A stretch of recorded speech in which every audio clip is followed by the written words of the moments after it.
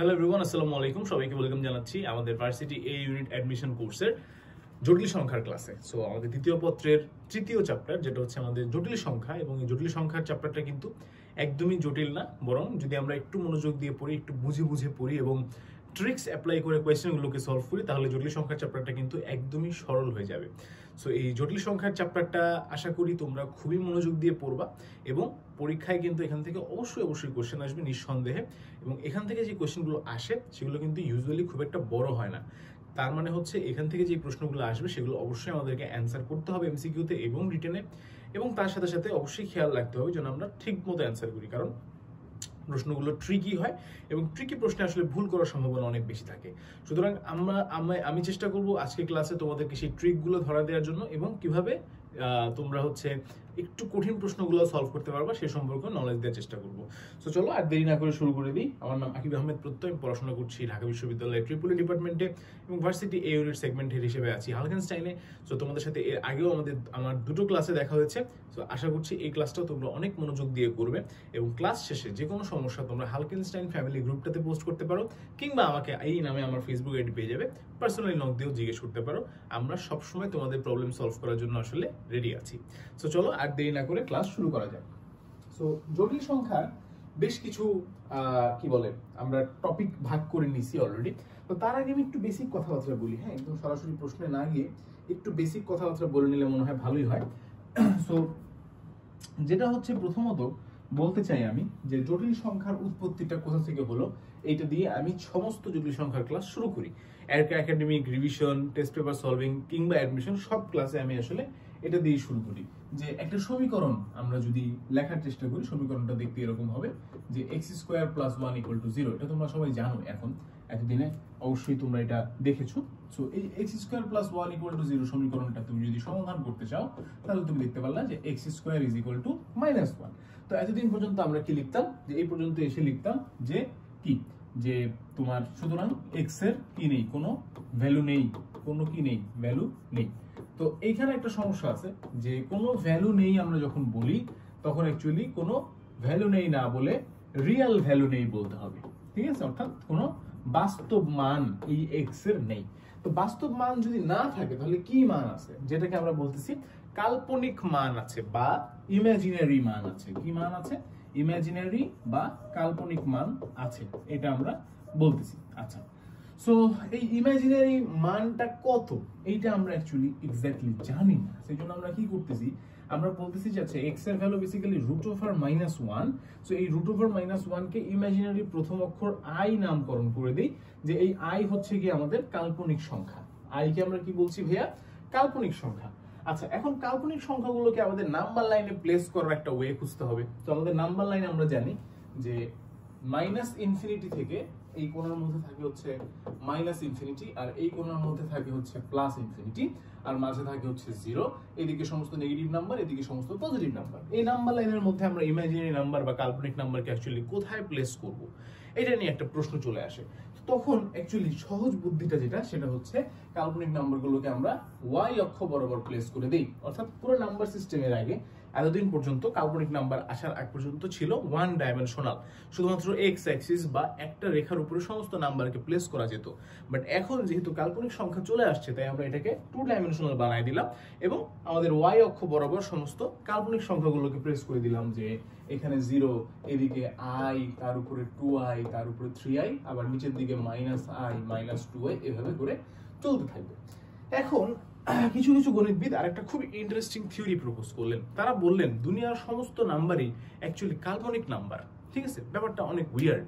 তারা আসলে যেটা বোঝাতে চাচ্ছেন সেটা হচ্ছে, তুমি যখন একটা স্বাভাবিক সুন্দর একটা সংখ্যা লেখো, তুমি যখন মনে করো লেখো যে x = 5, কোনোভাবে লিখলা, কোনো সমীকরণ সলভ করে, তো ওনারা বলতেছে যে আমি যদি চাই তাহলে এটাকে 5 + 0 * i আকারে লিখতে পারি, হ্যাঁ। এবং অ্যাকচুয়ালি অ্যাক্সিস সিস্টেমের অনুযায়ী এটা এখানে আছে, তার মানে হচ্ছে এইখানে তোমার y এর ভ্যালু 0, রাইট? আবার একই সাথে ওনারা এটাও বললো যে কাল্পনিক সংখ্যাগুলোর মধ্যে একটা রিয়েল পার্ট আছে। কিরকম?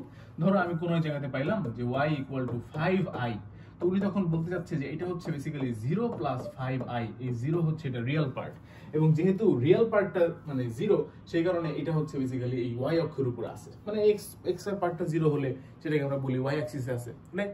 তো তার সাথে সাথে তারা এটাও বলতে চাইলো যে আমরা চাইলে এইভাবে কিছু সংখ্যা তৈরি করতে পারি যেই সংখ্যাগুলার একটা রিয়েল পার্ট থাকবে এবং একটা ইমাজিনারি পার্ট থাকবে, অর্থাৎ রিয়েল এবং ইমাজিনারি মিলে একটা সংখ্যা তৈরি করা সম্ভব।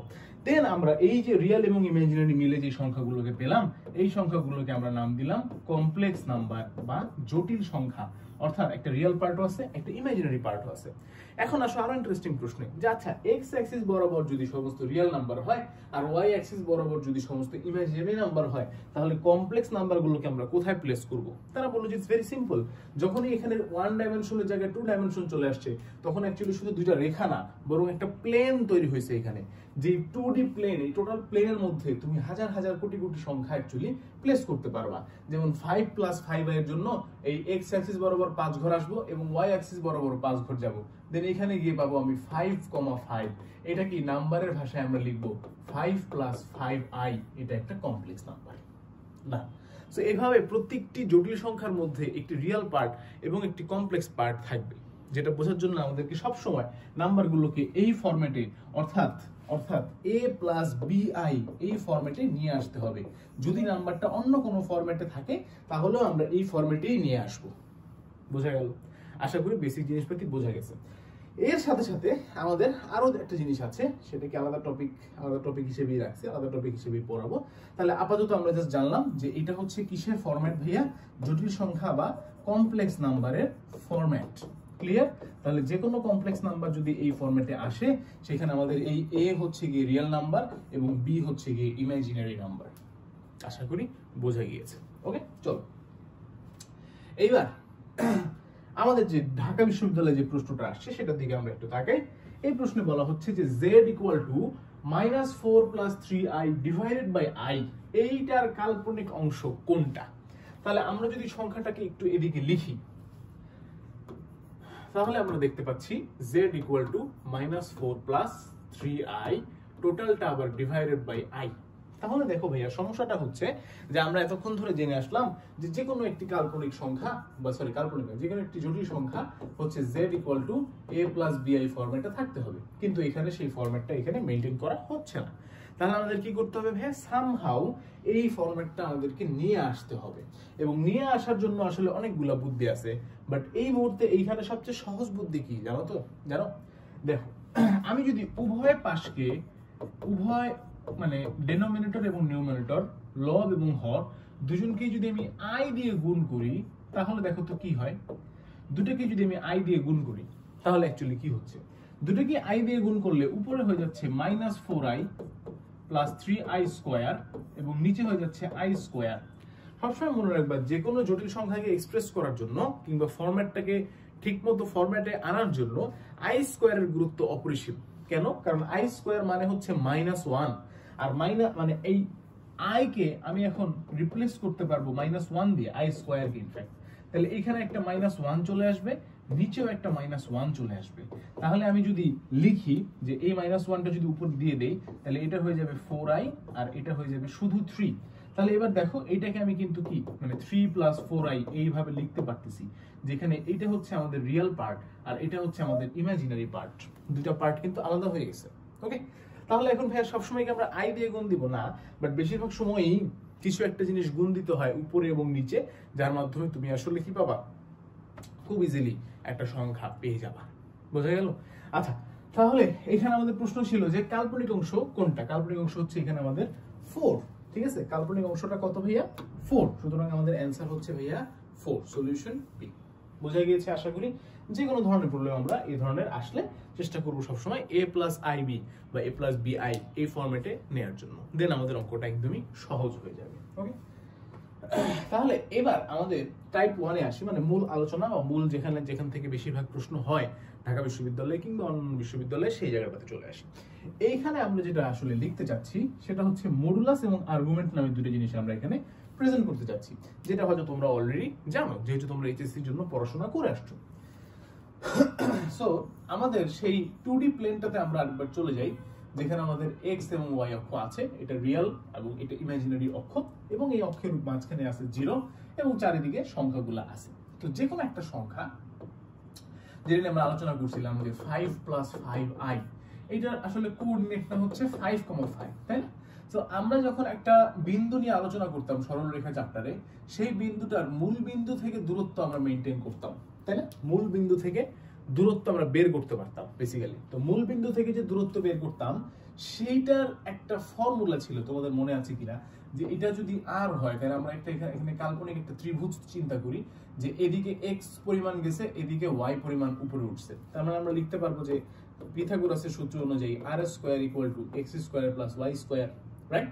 তাইলে আমরা লিখতে পারবো যে r = x² + y², তাই না? তাহলে বেসিক্যালি এই যে দূরত্বটা, এইটাকে আমরা এখন এই জটিল সংখ্যার চ্যাপ্টারের ভাষায় বলতেছি মডুলাস। কি বলতেছি ভাইয়া? মডুলাস বলতেছি। তাহলে যে কোনো একটা জটিল সংখ্যার, ধরো সেই জটিল সংখ্যাটা হচ্ছে z = a + ib, এইটার মডুলাসকে আমরা লিখি উপরে z এর উপরে, সরি বার না, এটার মডুলাসকে আমরা লিখি হচ্ছে z মডুলাস আকারে, যেটার ফর্মুলা হচ্ছে √a² + b², অর্থাৎ রিয়েল পার্টের স্কয়ার প্লাস ইমাজিনারি পার্টের square. This is the formula, very simple. তাহলে এটাকে আমরা কি বলতেছি? মডুলাস বলতেছি। এর সাথে সাথে আরো একটা জিনিস এখানে চলে আসে, সেটা কি ভাইয়া? যদি আমি 5 + 5i এর মডুলাস বের করি, আবার এদিকে -5 - 5i এর মডুলাস বের করি, আবার এদিকে 5 - 5i এর মডুলাস বের করি, কিংবা এইদিকে -5 + 5i এর মডুলাস বের করি, সবগুলোর জন্য আমাদের মডুলাস অ্যাকচুয়ালি সেম আসবে। কেন? কারণ অবভিয়াসলি মূল বিন্দু থেকে সবার দূরত্ব সেম। তাহলে শুধুমাত্র মডুলাস দিয়ে একটা জটিল সংখ্যাকে ঠিকমতো চেনা যাচ্ছে না, একটা মডুলাস দিয়ে তুমি একটা জটিল সংখ্যাকে ঠিকমতো যাচাই করতে পারছো না। তাহলে ঠিকমতো যাচাই করার জন্য আমাদের কি করতে হবে? এটার সাথে সাথে এই যে অ্যাঙ্গেলটা, এই অ্যাঙ্গেলগুলো আমাদেরকে পরিচয় করে দিতে হবে, অর্থাৎ অ্যাঙ্গেলগুলো আমাদেরকে জানতে হবে। তাহলে সেই অ্যাঙ্গেল জানার জন্য আমরা যে জিনিসটা নিয়ে আসলাম সেটা হচ্ছে আর্গুমেন্ট। তাহলে argument of z = tan inverse b/a, tan inverse b/a, ঠিক আছে? tan inverse b/a। এখন এখানে একটা কথা আছে ভাইয়া। কি কথা আছে? যে আমাদের এইখানে যখন আমরা অ্যাঙ্গেলটা বের করব, ঠিক আছে, তখন তো x অক্ষের সাথে যে অ্যাঙ্গেলটা আছে সেটা আমরা বের করতেছি, ধরো থিটা, ঠিক আছে, থিটা। তাহলে এই থিটাকে যখন আমরা বের করতেছি তখন তো আমাদের অ্যাঙ্গেলটা x অক্ষের সাথে আসতেছে, খুবই ভালো কথা। বাট আমি যখন ভাইয়া এইদিকে অন্য কোনো একটা অ্যাঙ্গেল বের করব, তখন তো আমাদের একটু সমস্যা হয়ে যাবে, তাই না? অর্থাৎ তখন তো অ্যাকচুয়ালি অ্যাঙ্গেলটা কত এটা অ্যাকচুয়ালি ঠিকঠাক মতো বোঝা যাবে না।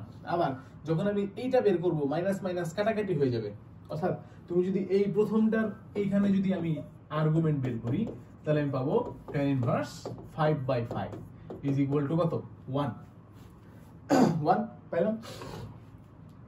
আবার যদি তুমি ভাইয়া কি করো, এইখানেও যদি সরি tan inverse 1 মানে হচ্ছে π/4, মানে tan inverse 1 না, tan inverse 1 আর এটা মানে হচ্ছে π/4 বা 45 ডিগ্রি।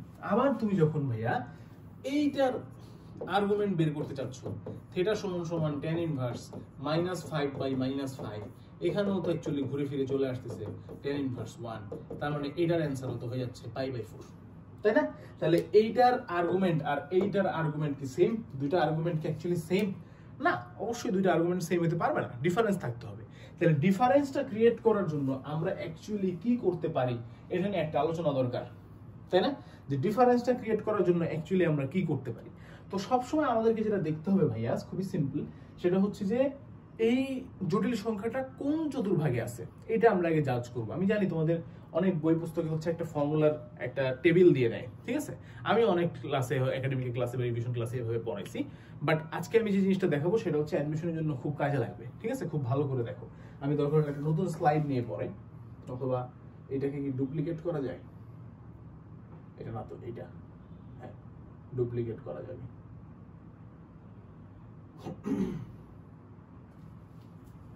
তাহলে আমি একটু কোথায় কি পড়াবো, এইগুলো মুছে ফেলি, যেহেতু এগুলো আমাদের মডুলাসের রিলেটেড জিনিসপাতি। তাহলে মডুলাসের জিনিসপাতি মুছে ফেলি, দেন একটু আলোচনা করি, ঠিক আছে? তাহলে দেখো ভাইয়া, তুমি যে কোনো একটা সংখ্যা নিবা, সংখ্যাটা নেয়ার পরে তুমি যেটা করবে ভাইয়া সেটা হচ্ছে, ধরো আমি সবগুলো দিয়ে একটা একটা করে এক্সাম্পল দেখাই, তাহলে ক্লিয়ার হয়ে যাবে আশা করি। ঠিক আছে, আচ্ছা প্রথম সংখ্যা নিলাম, ধরো z = 3 + 3i অথবা 3 + 5i। এইটার যে আর্গুমেন্টটা হবে সেটা হবে tan ইনভার্স 5/3। কোনো সমস্যা আছে? নাই।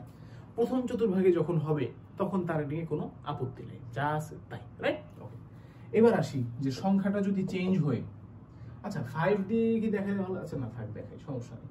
সংখ্যাটা যদি ধরো চেঞ্জ হয়ে -3 + 5i হয়ে যায়, ঠিক আছে, তখন আমরা যদি থিটা সমান tan ইনভার্স ক্যালকুলেট 5/3 বের করি, অর্থাৎ এই মাইনাসটাকে একটু ইগনোর করি, তাহলে অ্যাকচুয়ালি কিন্তু কোনো সমস্যা নাই।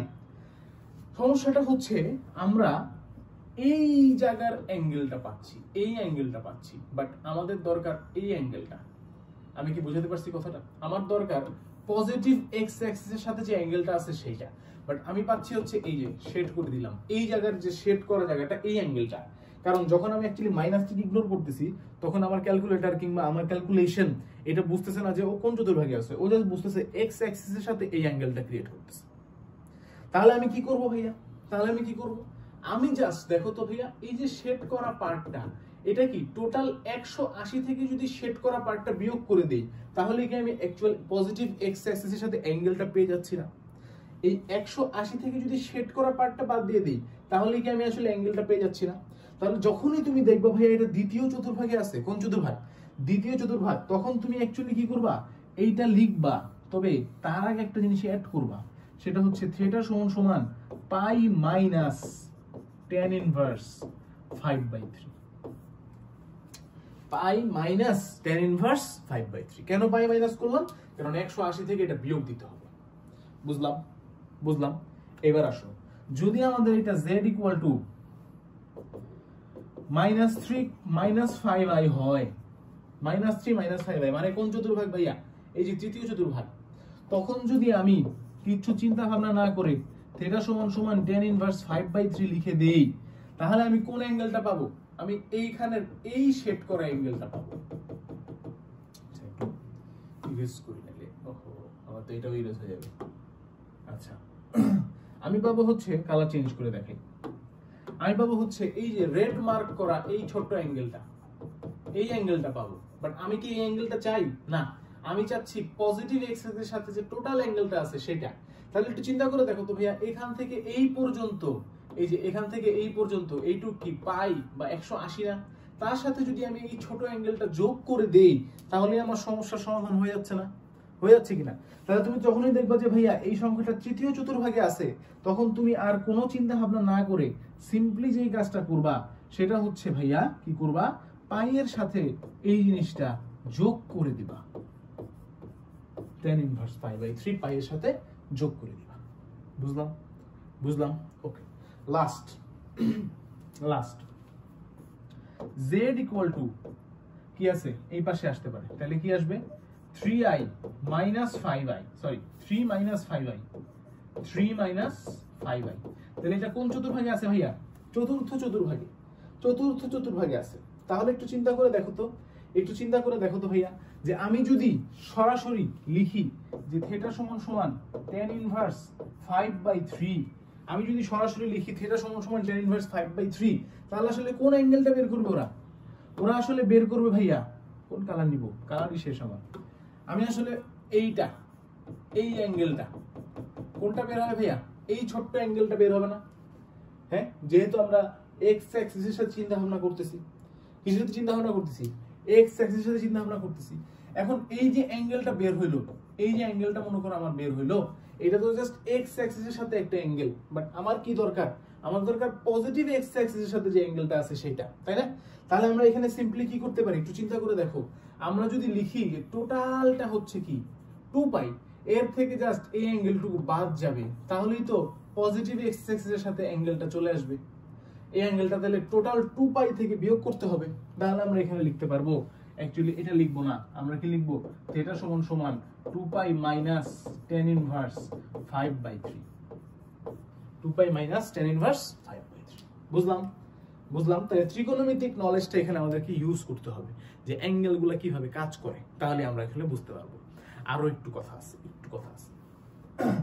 কেউ যদি এসে বলে যে ভাইয়া আপনি এখানে লিখছেন পাই প্লাস টেন ইনভার্স 5/3, তার মানে কি 180 ডিগ্রি আসবো, দেন এইটুকু অ্যাঙ্গেল আসবো। ভালো কথা।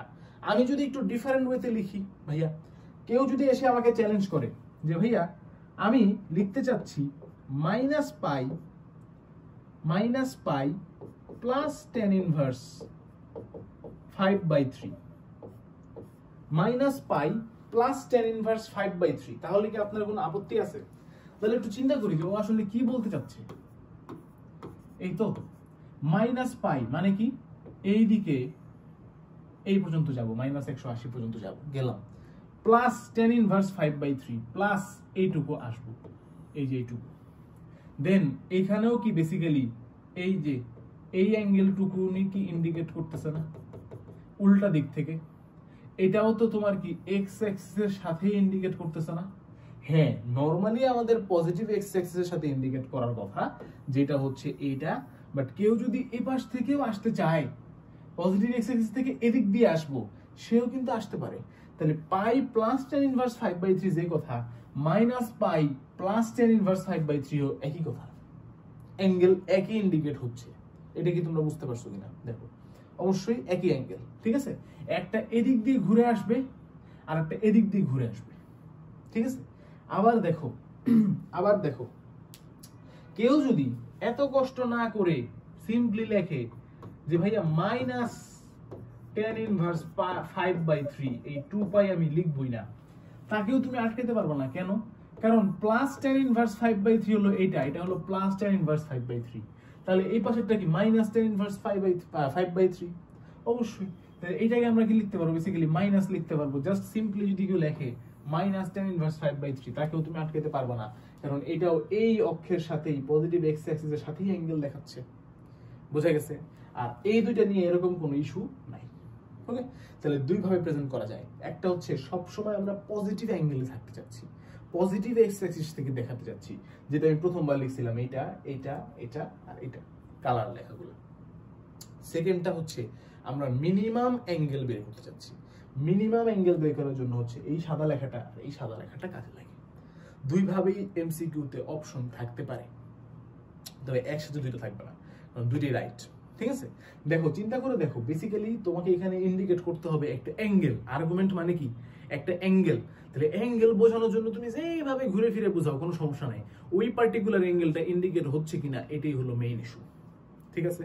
প্রবলেম যখন সলভ করব, সমস্যা আরো বেশি সমাধান হবে ইনশাআল্লাহ। চলো মুভিং ফরওয়ার্ড। চলে আসছে আমাদের একটা অঙ্ক, 1 প্লাস আই আর 1/1 - এর এটার পরম মান বের করতে বলছে। তাহলে আগে আমাদের কি করতে হবে? এটার যে জটিল সংখ্যার বেসিক ফরম্যাট, সেই ফরম্যাটে নিতে হবে, তারপরে অন্য কাজ করতে হবে। তাহলে আসো, 1 plus I divided by 1 minus I.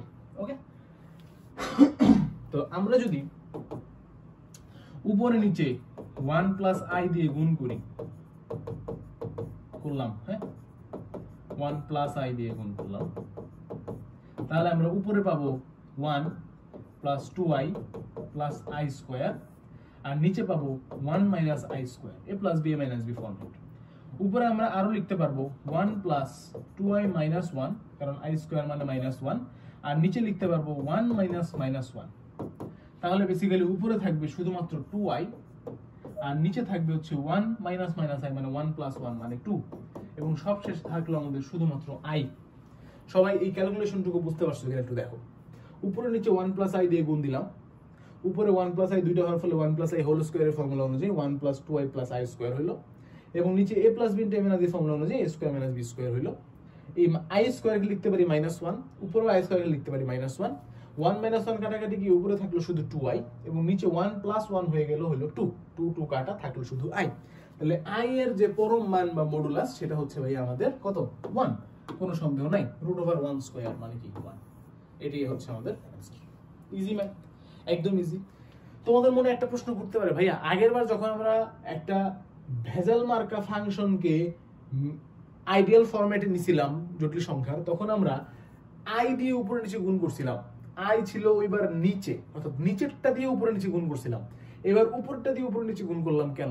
মনে রাখবা ম্যাক্সিমাম কেসে উপরেরটা দিয়েই উপরে নিচে গুণ করতে হয়, তো মাঝে মধ্যে এটা দিয়ে কাজ করে না, তখন আমরা এটা দিয়ে করি, ঠিক আছে? আর যদি এরকম কনজুগেট থাকে, মানে একটা প্লাস একটা মাইনাস, তখন অলওয়েজ এই উপরেরটা দিয়েই গুণ করবা, অর্থাৎ লব দিয়েই হচ্ছে উপরে নিচে গুণ করবা, ঠিক আছে? ক্লিয়ার? ডান। আসো 1 minus 1 by 1 minus 1 by 1 plus I, এটার কি বের করতে বলছে? অ্যাকচুয়ালি এটার মডুলাস আর আর্গুমেন্ট বের করতে বলছে, ঠিক আছে? তাহলে মডুলাস আর আর্গুমেন্ট বের করার আগে এটাকে কি করতে হবে? এটা মানুষ বানাইতে হবে, অর্থাৎ এটাকে একটু সুন্দর ফরম্যাটে নিতে হবে। আচ্ছা, সুন্দর ফরম্যাটে নেওয়ার জন্য আমরা এখান থেকে ক্যালকুলেশন শুরু করি। হ্যাঁ, 1 minus I by 1 minus যেটা আছে এই পার্টটাকে আমরা একটু ক্যালকুলেট করি আগে। হ্যাঁ, তাহলে নিচে কি আসবে? 1 প্লাস আই আসবে, উপরে আসবে 1 প্লাস আই মাইনাস 1, ঠিক আছে? আসলো, আসার পরে 1 মাইনাস আই বাই, এই 1 1 কাটা যাবে, এখানে থাকবে আই বাই 1 প্লাস আই। দেখো একটু একটু করে ছোট হচ্ছে আমাদের অঙ্কটা। এখন আমরা এইখানে কি লিখতে পারি বলো? এইটাকে যদি আমি উল্টাই দেই, মানে ফ্র্যাকশনটা ভাগাকারে আছে, তো এটাকে যদি গুণ আকারে লিখি, তাহলে আমি কি পাবো বলো? I square by 1 plus i, তাই না? আচ্ছা, এবার যদি এইখানে আমরা আবার ক্যালকুলেশন করি, নিচে আসবে 1 প্লাস আই, উপরে আসবে 1 plus I minus I square, আসলো। আচ্ছা, এবার আমরা জানি যে আই স্কোয়ার মানে হলো -1 আর নিচে থাকলো 1 প্লাস আই, তাহলে উপরে অ্যাকচুয়ালি আমরা লিখতে পারবো, এটা প্লাস হয়ে যাবে, তাহলে 2 plus I by 1 plus I. ঠিক আছে, এই পর্যন্ত আশা করি ঠিক আছে, কোথাও কোনো ভুল আশা করি করি নাই, করে থাকলে কিছু করার নাই। এখন আমাদের কি করতে হবে? এইটাকে মানুষ বানাইতে হবে, অর্থাৎ ভালো ফরম্যাট নিতে হবে। আচ্ছা, ভালো ফরম্যাটে নেওয়ার জন্য আমরা যেটা করতে পারি সেটা হচ্ছে উপরে নিচে গুণ দিতে পারি। তাহলে 2 plus I into 2 plus I, আর নিচে করলাম হলো 1 plus I into 2 plus I, ঠিক আছে? তাহলে আচ্ছা, আমরা মনে হয় কোথাও ভুল করছি, এত বড় তো হওয়ার কথা নয় অঙ্ক। 1 মাইনাস আই বাই, এখানে তো ঠিক আছে 1 প্লাস আই মাইনাস 1, 1 1 কাটা গেল, I by 1 plus 1, 1 plus I, then আমরা গুণ করলাম আই, এখানে ভুল করছিলাম, আই ডিভাইডেড বাই এটা ছিল, তাহলে গুণ হইলে এখানে ভুল করছি, দুঃখিত বাচ্চারা, আমি একটু ভুল করে ফেলছি, এক্সট্রিমলি সরি, এক্সট্রিমলি সরি, এইখানে এটা ভুল করছি, এটা হলো এরকম, তাই না? এরকম না, কারণ i divided by i by 1 plus i আছে, তাহলে আই ইনটু হবে 1 প্লাস আই বাই আই। কি করলাম এটা? তাহলে সিম্পলি কি এইটা না, এটা যদি হয় তাহলে আমরা লিখতে পারবো কি মাইনাস আই, ঠিক আছে? মাইনাস আই, 1 মাইনাস 1 হয়ে যাবে, আর থাকবে কি শুধু মাইনাস আই। তাহলে মাইনাস আই এর মডুলাস কত বলো? অবশ্যই 1 √1 স্কয়ার। মাইনাস আই এর আর্গুমেন্ট কত বলো? এটার জন্য কি করতে হবে? একটু জাস্ট চিন্তা করতে হবে যে কোথায় আছে এটা, এটা কোথায় আছে, আই কোথায় থাকে? এদিকে, এদিকে ওয়াই অ্যাক্সিস এর উপরে, তাহলে মাইনাস আই কোথায় আছে? এখানে, তাই না? মাইনাস আই সিম্পলি কোথায় আছে? এখানে। তাহলে এখানে যদি আমাদের থাকে, তাহলে এইটার অ্যাঙ্গেলটা কত? এই যে এইটা হলো তোমার π/2, এটা হলো 2π/2 মানে পাই, এটা হলো 3π/2, 3π/2 आंसर, ঠিক আছে? তাহলে আমাদের आंसर কত ভাইয়া? 3π/2, মডুলাস 1 আর আর্গুমেন্ট 3π/2, ঠিক আছে? আমি এক্সট্রিমলি সরি, আমি ক্যালকুলেশন করতে গিয়ে একটু ভুল করে ফেলছিলাম, ডিভাইড এন্ড মাল্টিপ্লিকেশনের যে ব্যাপারটা সেটা। ওকে, তাহলে চলো সামনে আগে। z1 যদি এত হয় আর z2 যদি এত হয়, তাহলে z1 z2 এর মডুলাস কত? এইখানে তোমাদেরকে আমি একটা ইম্পর্টেন্ট জিনিস শিখাই, সেটা হচ্ছে একটা শর্টকাট। সেটা হচ্ছে আমরা, চলো আগে আমরা অঙ্কটা মানে নরমালি করি, তারপরে দেখাই এটা। তাহলে z1 z2 মানে কি? 2 plus I into 3 plus i, গুণ করো, 3 দুগুণে 6 plus 2i plus 3i plus I square, then 6 plus 5i minus 1, then 5 plus 5i, right? তাহলে এইখানের থেকে আমাদের কি বের করতে বলছে? মডুলাস বের করতে বলছে। তাহলে মডুলাস কত আসবে? Modulus of z1 z2 is √5 square plus 5 square মানে 25 25 50 রুট ওভার 50। আচ্ছা, আর রুট ওভার 50 কে আমরা কিভাবে লিখতে পারি? 5 রুট 2 আকারে লিখতে পারি। রুট ওভার 50 কে আমরা কি আকারে লিখতে পারি? 5 রুট 2 আকারে লিখতে পারি, ঠিক আছে? আচ্ছা, তাহলে এখন এটা হচ্ছে কিসের মডুলাস হলো? আমাদের z1 z2 এর মডুলাস হলো, ঠিক আছে? আচ্ছা, আর তোমার হ্যাঁ কি যেন বলবো ভাবলাম, আচ্ছা কি যেন বলবো ভাবলাম ভুলে গেলাম। রুট ওভার 50 কে আমরা 5 রুট 2 আকারে লিখতে পারি, এতে কোনো সন্দেহ তো থাকার কথা না তোমাদের, কারণ হচ্ছে তোমার রুট ওভার 50 মানে কি 4 25 50, তাহলে তো এই 4 25 50 কেন হবে 2 25 50, 25 কে রুট করলে 5 হয় আর 2 কে রুট করলে রুট 2 হয়। আচ্ছা, যেটা বলতে চাচ্ছিলাম সেটা হচ্ছে আমরা যদি একটু আলাদা আলাদা ভাবে z1 আর z2 এর মডুলাস বের করি, সরি আমি একটু বিখেয়ালি হয়ে গেছিলাম। রুট ওভার, তাহলে z1 এর মডুলাস আসবে root over 2 square plus 1 square which is 4 plus 1 মানে হচ্ছে 5, মানে রুট 5। আর z2 এর যদি আমি মডুলাস বের করি তাহলে আসবে root over 3 square plus 1 which is basically 9 plus 1 10, মানে রুট 10। আচ্ছা, দুইটা মডুলাসের মধ্যে কি একটা সম্পর্ক ছিল না? হ্যাঁ, ভুলে গেছি। z1 ইকুয়াল টু তো ঠিক আছে 2 প্লাস i, আর 3 গুণে 6 2i plus 3i plus i square, যেটা মাইনাস 1 আকারে দেখা গেল। দেন 5 প্লাস 5i হলো, 5 প্লাস 5i মডুলাস হচ্ছে root over 50, that is 5 root 2। আচ্ছা, মডুলাস নিয়ে একটা শর্টকাট ছিল যেটা আমি মনে করতে পারছি না আনফরচুনেটলি, ঠিক আছে? যে গুণ করার ফলে মডুলাস হয় হচ্ছে সম্ভবত যে দুইটা মডুলাস ছিল সেগুলোর যোগফলের সমান, কিন্তু রুট 5 প্লাস রুট 10 কি 5 রুট 2?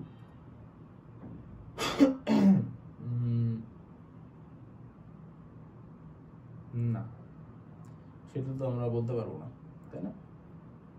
আচ্ছা ঠিক আছে, শর্টকাট পরে মনে পড়লে দেখাবো, আপাতত আগে। এবার দেখো, দুইটা একটা জটিল সংখ্যা দেয়া আছে, এই জটিল সংখ্যাটার আর্গুমেন্ট নির্ণয় করতে বলছে। তাহলে এখানে আমাদের কি করতে হবে? ফার্স্ট অফ অল এটাকে একটু কি করতে হবে? মানুষ বানাইতে হবে। 1 প্লাস আই হোল স্কয়ার, নিচে আছে হচ্ছে 1 minus I to the power 4। এখানে আমরা উপরে নিচে উপরেরটা দিয়ে একটু গুণ করে দিই, 1 plus I whole square into 1 plus I whole square divided by 1 minus I to the power 4 into 1 plus I whole square. তাহলে উপরে থাকলো হচ্ছে আমাদের 1 plus I to the power 4, আর নিচে থাকলো হচ্ছে আমাদের 1 plus I whole square into 1 minus I to the power 4। তাহলে দেখো একটু, আমরা যদি চাইলে এভাবে লিখতে পারি, তাই না? কাটাকাটি তো কাটাকাটি করলে তো আবার ওইটা দিয়ে ফেরত যাবো, ওইদিকে আমরা যাব না। আমরা যেটা করব সেটা হচ্ছে গিয়ে তোমার এভাবে লিখতে পারি যে এখানে হচ্ছে 1 plus I by 1 minus I to the power 4 into 1 by 1 plus i square, এভাবে লিখতে পারি, ঠিক আছে? আচ্ছা, এতে করে কি সুবিধা হয় দেখাচ্ছি। তাহলে আমি পাশে লিখি। এবার এটার দিকে তাকাও, এই 1 plus I by 1 minus i নিয়ে আমরা আগে কাজ করছি না? দেখাই কোথায় কেন করলাম। এই 1 plus I by 1 minus i, এটা কি হয়? আই হয়। তো তোমরা যখন অনেক বেশি ম্যাথ ক্যালকুলেট করবা, মানে প্র্যাকটিস করবা, একসময় তোমাদের এরকম অনেকগুলা জটিল সংখ্যার মান অটোমেটিক্যালি মনে থাকবে, যেটাকে মানুষ বানালে কি হয়, দেন তুমি এগুলো শর্টকাট অ্যাপ্লাই করতে পারো পরীক্ষায়। তাহলে 1 plus I by 1 minus I কে ভাঙলে কি হয়? আই হয়, এটা আমরা জানি। তাহলে এখানে আমরা simply 1 plus I by 1 minus i এর জায়গায় কি লিখতে পারি? আই লিখতে পারি, লিখলাম। তাহলে আই এর উপরে কি আছে? টু দি পাওয়ার 4 আছে। ইনটু এখানে যেটা আছে সেটাকে আপাতত কিছু করার দরকার নেই, আছে হচ্ছে 1 মাইনাস আই হোল স্কয়ার। আচ্ছা, আই স্কয়ার মানে কি ছিল ভাইয়া? -1। তাহলে আই টু দি পাওয়ার 4 মানে কি হবে? +1, কারণ -1 কে আবার স্কয়ার করা হচ্ছে, তাহলে হয়ে যাবে +1। তাহলে i4 থাকা আর না থাকা একই হিসাব। এটা হয়ে গেল আমাদের 1 by 1 minus i whole square. কি হয়ে গেল? 1 by 1 minus i whole square. আচ্ছা, তাহলে এখন এই পার্টটুকুকে মানুষ বানাইতে হবে। হ্যাঁ, এই পার্টকে মানুষ বানানোর জন্য সহজ বুদ্ধি যেটা, সেটা হচ্ছে আগে এটাকে ভাঙো, 1 minus 2i plus i square হয়েছে। হওয়ার পরে একটু চিন্তা করো যে এইখানে অ্যাকচুয়ালি 1 মাইনাস 1 কাটাকাটি চলে যাচ্ছে, তাহলে থাকলো কি? -1 বাই 2i। এবার উপরে নিচে i গুণ করে দাও, তাহলে উপরে আসবে -i, নিচে আসবে 2i স্কয়ার, তাহলে উপরে আসবে -i, নিচে আসবে -2, তাহলে মাইনাস মাইনাস কাটাকাটি কি থাকবে i/2। দেখো বুঝছো কিনা, কি থাকলো i/2। ওকে, আবার তুমি যখন প্র্যাকটিস করতে করতে প্রো হয়ে যাবা তখন এখান থেকে যে i/2 লেখা যায় এটাও তোমার সরাসরি মনে থাকবে। ঠিক আছে, তাহলে এই অঙ্ক করতে আসলে বেশিক্ষণ সময় লাগবে না। তাহলে এখানে জাস্ট উপরে নিচে কি গুণ করে দিছি, -i গুণ করে, সরি i গুণ করে দিয়েছি, তাহলে i স্কয়ারের জায়গায় কি আসছে -2, 2i স্কয়ার মানে -2, আর উপরে একটা মাইনাস ছিল, কাটাকাটি থাকলো কে i/2। তাহলে আমাদেরকে জিনিস জিজ্ঞেস করছে যে সংখ্যাটির আর্গুমেন্ট কত। আর্গুমেন্ট মানে কি ছিল ভাইয়া, আর্গুমেন্ট মানে ছিল হচ্ছে আমাদেরকে কি বের করতে হবে, অ্যাঙ্গেল বের করতে হবে। তাহলে একটু চিন্তা করে দেখো যে এইখানে আমাদের থিটা সমান সমান হবে হচ্ছে tan ইনভার্স তোমার জটিল সংখ্যা পার্ট যেটা, সেটা মানে ইমাজিনারি পার্ট যেটা, সেখান থেকে আসবে হচ্ছে হাফ। ঠিক আছে, সেখান থেকে আসবে হাফ, আর রিয়েল পার্ট থেকে যেটা, রিয়েল পার্ট যেটা, সেখান থেকে আসবে হচ্ছে তার নিচে একটা 0। tan ইনভার্স সামথিং বাই 0 আসতেছে। আচ্ছা, এখানে সলিউশনে -π/2 কেন আসলো, আমাদের অ্যানসারে তো মাইনাস নাই, আমরা কি কোথাও ভুল করছি? আচ্ছা, এই মাইনাসটা কোথা থেকে আসলো, একটা এক্সট্রা মাইনাস দিয়ে ফেলছি না আমি, কারণ নিচে না অ্যাকচুয়ালি ঠিক আছে, -1/2i, এখানে একটা মাইনাস ছিল, এটাকে আমি উপরে নিছি জাস্ট। ঠিক আছে, তাহলে -i/2i স্কয়ার। তাহলে তো আচ্ছা, তাহলে আমরা জানি যে যখন আমাদের থাকে নিচে 0 থাকে, তার মানে কি tan ইনভার্স তোমার আনডিফাইন্ড। tan ইনভার্স আনডিফাইন্ড কখন হয়, π/2 এর জন্য। তাহলে আমার মতে এই প্রশ্নের উত্তর হওয়া উচিত c π/2, বাট এখানে দেয়া আছে d। তাহলে তোমরা একটু চেক দিও যে আমি কোথাও ক্যালকুলেশন মিস্টেক করছি কি না। ঠিক আছে, করার কথা না আমার মতে, বাট তারপরে যদি হয়ে থাকে তাহলে তোমরা একটু কষ্ট করে চেক দিও। আর π/2 কিভাবে আসছে এটা তো বুঝছো আশা করি, কারণ tan 90 হচ্ছে আনডিফাইন্ড, আর সামথিং বাই 0 হচ্ছে আনডিফাইন্ড, তাহলে tan ইনভার্স আনডিফাইন্ড হচ্ছে π/2। ঠিক আছে, tan ইনভার্স আনডিফাইন্ড কত, π/2, সেই জন্য আমরা লিখতে পারলাম কি π/2। ওকে, সামনে যাই। z1 আর z2 দেয়া আছে, তাহলে z2/z1 এর নতি মানে আর্গুমেন্ট। ঠিক আছে, এটা আবার অনেকে বুঝতে পারো না, নতি মানে ওই তোমার আর্গুমেন্ট। ঠিক আছে, আর মডুলাস মানে হলো পরম মান। তাহলে নতি বা আর্গুমেন্ট বের করতে বলছে এখানে কার, z2/z1 এর। ওকে, তাহলে এইখানে আমরা যেটা করতে পারি সেটা হচ্ছে, দেখো চিন্তা করে যে z1 এর আর্গুমেন্ট কত, আর্গুমেন্ট অফ z1 হচ্ছে তোমার tan ইনভার্স কত, -1/1, তাই না, -1/1, তার মানে tan ইনভার্স -1, আর tan ইনভার্স -1 মানে কি তোমার হচ্ছে 1 - i, চতুর্থ চতুর্ভাগে আছে।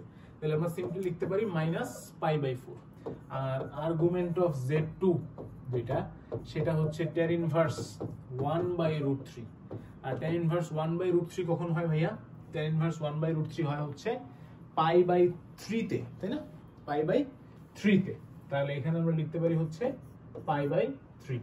ওকে, দেন হচ্ছে তোমার মনে রাখবা যে আর্গুমেন্ট অফ z2/z1 অলওয়েজ হবে হচ্ছে গিয়ে argument of z2 minus argument of z1, argument of z2 minus argument of z1, একটা থেকে একটা বিয়োগ দিবা, এবং বিয়োগ দিলে দেখবে অ্যানসার আসতেছে 5π/12। এটা একটু নিজেরা দেখে নিবা। ওকে, আচ্ছা, -1 + i এর আর্গুমেন্ট কোনটি, -1 + i এর আর্গুমেন্ট কোনটা হইতে পারে বলো তো, এটা আমরা অলরেডি দেখে আসছি, তাই না। -1 + i, তাহলে কোথায় আসবে, এখানে আসবে, তাই না, -1 + i এই দ্বিতীয় চতুর্ভাগে আসতেছে, এবং দুইটাই কি 1 আছে এখানে, তাই আমরা জানি যে π/4 থাকবে অবশ্যই, এটার সাথে কি থাকবে অ্যাঙ্গেলটা π/4। বাট এটাকে আমরা লেখা শিখছিলাম কিভাবে বলতো, যে আমরা হচ্ছে পাই থেকে π/4টা কি করতে পারি, সিম্পলি বিয়োগ দিয়ে দিতে পারি, অথবা কি করতে পারি, অথবা আমরা π/2 এর সাথেও π/4 যোগ দিতে পারি, যেভাবে তুমি কমফোর্টেবল ফিল করো। তাহলে পাই থেকে যদি π/4 বিয়োগ দেই তাহলে আমাদের অ্যানসার কি আসবে, 4π - π, মানে 3π/4। তাহলে অ্যানসার কত হবে ভাইয়া এখানে, 3π/4। তাহলে অ্যানসার কোনটা, 3π/4 না, অ্যাঙ্গেল বের করলাম। ঠিক আছে, দেখো প্রথমে যে হচ্ছে বেসিকটা আমি পড়াইছিলাম অনেকক্ষণ সময় নিয়ে, মডুলাস এবং আর্গুমেন্টের, স্পেশালি আর্গুমেন্টের অ্যাঙ্গেলগুলো বের করার জন্য, সেটা কিন্তু পুরো চ্যাপ্টার জুড়ে তোমাদের কাজে আসবে। ঠিক আছে, ওকে। -4 + 3π, 3i এই জটিল সংখ্যার আর্গুমেন্ট কত, এটাও তুমি একই পদ্ধতিতে বের করতে পারবা ভাইয়া, তাই না? তাহলে -4 + 3i কোথায় আছে? এই দ্বিতীয় চতুর্ভাগে আছে। দ্বিতীয় চতুর্ভাগে আছে মানে কি করব আমরা ভাইয়া, পাই মাইনাস tan ইনভার্স কত হবে? 3/4 হবে। পাই মাইনাস tan ইনভার্স 3/4 হবে। দেখো তো অপশনে আছে কিনা? অপশনে নাই। তাহলে এখানে অন্যভাবে আছে। অন্যভাবে কিভাবে আছে? -পাই প্লাস tan ইনভার্স 3/4 আকারে আছে। এভাবেও তাহলে লেখা যাবে অবশ্যই। কেন লেখা যাবে? কারণ এই যে তুমি যখন এই পাশ থেকে চিন্তা করবা, তখন তুমি এই অ্যাঙ্গেলটা পাবা। ঠিক আছে? তখন তুমি এই অ্যাঙ্গেলটা পাবা। তাহলে -পাই tan ইনভার্স 3/4 ও লেখা যাবে। ওকে? আচ্ছা, নেক্সট এবার হচ্ছে টাইপ 2, যেটা হচ্ছে একটা জটিল সংখ্যার বর্গমূলের মান নির্ণয়। ঠিক আছে? তাহলে একটা জটিল সংখ্যার বর্গমূলের মান নির্ণয়ের জন্য আমি একটু বেসিক জিনিসপাতি আলোচনা করি। তাহলে ধরো একটা জটিল সংখ্যা হচ্ছে 2 + 3i, দেন তোমাকে বের করতে বলা হলো √z এর ভ্যালু, মানে হচ্ছে এই যে জটিল সংখ্যাটা আছে তার বর্গমূলের ভ্যালু। তাহলে একটা খুবই বেসিক তোমার থিওরি ছিল আমাদের জটিল সংখ্যা চ্যাপ্টারের ভেতরে, সেটা হচ্ছে যে একটা জটিল সংখ্যাকে যখন মূল মানে তার বর্গমূল নির্ণয় করা হবে তখন সেটিও আরেকটি জটিল সংখ্যা হবে। ঠিক আছে? তাহলে বর্গমূল নির্ণয় করা হলেও সেটা কি হয়, একটা জটিল সংখ্যা হয়। তাহলে ভাইয়া দেখো যে আমরা যদি ধরেই নেই আগে থেকে যে √2 + 3i = x + iy, যেখানে x এবং y কি যে কোনো কিছু হতে পারে, আমাদের অ্যাকচুয়াল রেজাল্ট যেটা আমরা চাচ্ছি সেটা জাস্ট আমরা সিম্পলি কি করলাম, ধরে নিলাম। তাহলে আমরা কি উভয় সাইডকে স্কয়ার করতে পারি না? 2 + 3i = x² + i² y² + 2xyi। দেখো তো বুঝছো কিনা? এই পাশে রুটটা উঠে দিছি, এই পাশে a + b হোল স্কয়ারের ফর্মুলা অ্যাপ্লাই করে দিছি। ঠিক আছে? তাহলে আমরা আরেকটু বুঝাই নিয়ে এখানে আমরা লিখতে পারবো x² - y², যেহেতু i² মানে হচ্ছে -1 + 2xy * i লিখতে পারবো। এবার দেখো এই দুইটা সংখ্যা বেসিক্যালি ইকুয়াল, তাই না? একই সংখ্যাকে নির্দেশ করতেছে। যদি তাই করে থাকে তাহলে আমরা কি লিখতে পারি না যে এই real part = real part, imaginary part = imaginary part. তাহলে রিয়েল পার্ট হলো x² - y², যেটা ইকুয়াল টু হচ্ছে 2, আর ইমাজিনারি পার্ট হলো 2xy, এখানে আছে 3, তার মানে 2xy = 3। তাহলে এখান থেকে আমরা লিখতে পারবো xy = 3/2। তাহলে এখন দেখো x² - y² এর ভ্যালু তোমার কাছে আছে, xy এর ভ্যালু তোমার কাছে আছে, তাহলে x² + y² এর ভ্যালু কি তুমি বের করতে পারবা না? অবশ্যই বের করতে পারবা। সেটা হচ্ছে x² - y² whole square plus 4xy whole square, তাই না? ফর্মুলা ছিল আমাদের। আচ্ছা, সেই ফর্মুলা যদি আমরা অ্যাপ্লাই করি তাহলে এখানে কি পাবো? 2² plus 4 × 3/2 whole square, 3/2 whole square. তাহলে এখানে থাকলো 4 এবং এখানে আসবে কি প্লাস 4 তো কাটাই যাবে, জাস্ট 9 থাকবে, 9 + 4 13। দেন আমরা অ্যাকচুয়ালি কি লিখতে পারবো যে x² + y² = 13 আর x² - y² = 2। তাহলে এখান থেকে আমরা পাবো 2x² = 15। তাহলে x² = 15/2, তাহলে x = √15/√2।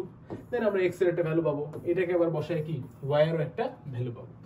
দেখো এখন তোমরা হচ্ছে একটু ভয় পাচ্ছ যে ভাইয়া যদি আমাদেরকে এমসিকিউতে একটা মূল বের করতে দেয় তাহলে আমরা এত বড় অঙ্ক কিভাবে করব? টেনশনের কোনো কারণ নাই, আমি তোমাদেরকে কয়েকটা টেকনিক শিখাই। প্রথম টেকনিক, আচ্ছা অঙ্ক করতে গিয়ে শিখাই 5 + 12i এর বর্গমূল কোনটা? ঠিক আছে, আসো অঙ্ক করতে গিয়ে শিখাই। এইখানে এখন এই 2 + 3 এর জায়গায় কি আসছে 5 + 12i, তাহলে এইটাকেও কি আমরা এরকম ভাবে ধরতাম না √5 + 12i = this, ধরতাম x + iy। দেন এটাকে স্কয়ার করলে আসতো, এখানে আসতো 5 + 12i, আর এখানে কিন্তু এটাই আসতো, এটা কিন্তু কমন। তাহলে এখানেও 5 + 12i থাকতো, এখানেও এই রিয়েল আর ইমাজিনারি পার্ট একই থাকতো না? একই থাকতো। তাহলে আমরা কি লিখতে পারি না যে x² - y² = 5 আর 2xy = 12? লিখতে পারি। তাহলে চোখ বন্ধ করে যখন একটা বর্গমূলের অঙ্ক দেখবা তখন চোখ বন্ধ করে এই পার্টটুকু লিখে ফেলবা যে x² - y² = রিয়েল পার্ট এবং 2xy = ইমাজিনারি পার্ট। দেখো তাই করছি, এইটুকু আগে চোখ বন্ধ করে লিখে ফেলবা। দেন এখান থেকে xy এর ভ্যালু কত আসলো 6, আর এটা আসলো, এখন আমাদের আগের নিয়ম অনুযায়ী কি করতে হইতো, x square plus y square value বের করতে হইতো, তারপরে আবার ওইটা আর এটা মিলাই x স্কয়ারের ভ্যালু বের করতে হইতো, সেখান থেকে x এর ভ্যালু বের করতে হইতো, x এর ভ্যালু ইনপুট করে y এর ভ্যালু বের করতে হইতো, দেন অ্যানসার আসতো। বাট এখন আমরা এত কষ্ট করব না, এখন আমাদের কাছে কি আছে, চারটা সুন্দর সুন্দর অপশন আছে। এখন আমরা চেক দেই যে কোন অপশন আমাদের এই দুটো শর্ত ফুলফিল করতেছে। আসো প্রথম অপশনের দিকে তাকাও, এইটা x square minus y square value এখানে কত আসবে, 2 স্কয়ার মাইনাস 9 স্কয়ার, মানে নেগেটিভ সামথিং, তার এটা হওয়ার কোনো সম্ভাবনা আছে নাই, আমাদের লাগবে কি 5। আচ্ছা এখানে দেখো 3 স্কয়ার মাইনাস 2 স্কয়ার, 9 মাইনাস 4 5, এটা তো মিলে যাচ্ছে, very good. But x y এর ভ্যালু যদি তুমি দেখো, x এর ভ্যালু হচ্ছে 3 আর y এর ভ্যালু হচ্ছে -2, তাহলে x y এর ভ্যালু আসতেছে ভাই এখানে -6, মিলছে? মিলে নেই, আমাদের লাগবে কি +6, তাহলে এটা বাদ। 3 নাম্বার অপশনে আসো, 3 স্কয়ার মাইনাস 1 স্কয়ার, 9 মাইনাস 1 হচ্ছে 8, মিলছে? মিলে নাই, বাদ। লাস্টেরটা অবশ্যই মিলবে, তাও আমরা একটু চেক দিয়ে দেখি। 3 2, তাহলে 3 স্কয়ার মাইনাস 2 স্কয়ার কত আসবে, 9 মাইনাস 4 মানে কি 5, মিলছে? মিলে গেছে। এবার 3 ইনটু 2 যদি আমরা গুণ করি তাহলে কি পাবো, 3 ইনটু 2 6, মিলছে? মিলে গেছে। সুতরাং অবশ্যই অবশ্যই এটাই আমাদের অ্যানসার।